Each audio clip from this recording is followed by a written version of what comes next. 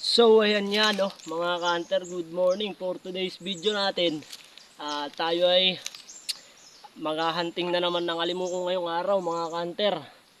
So dito na naman tayo sa kagubatan. So wag na natin itong patagalin. Let's go, mga ka-hunter.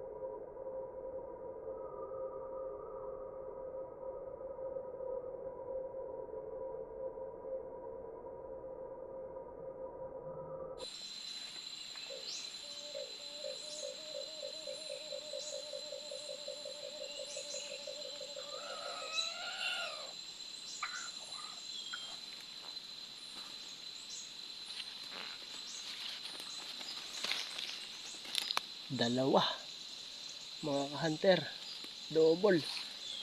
Double si Markit.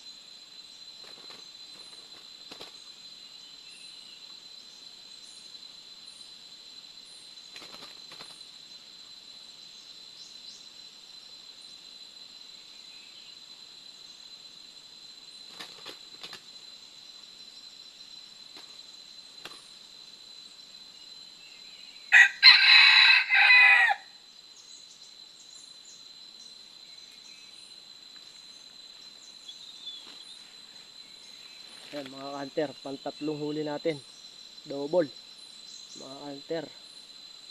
Kaso hindi pumapaypay na naman si Markit, wala na naman siyang performance. Pero okay pa rin, dalawa pa rin tayo, mga ka-hunter. Pangatlo na, kasi may huli tayo rito, isa sa unang setup natin kanina, mga ka-hunter. So setup pa natin si Markit saglit dito kung may lalapit pa, kasi alam ko, mga ka-hunter, tatlo ito eh, wala yung isa. So yan, mga ka-hunter,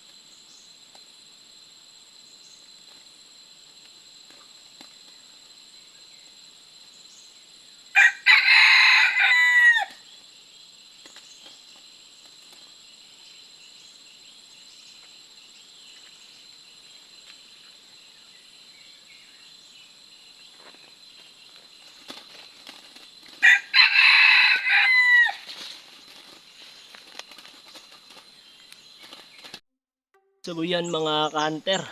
So bali tayo ay pauwi na rin no mga ka-hunter. Pakainit na.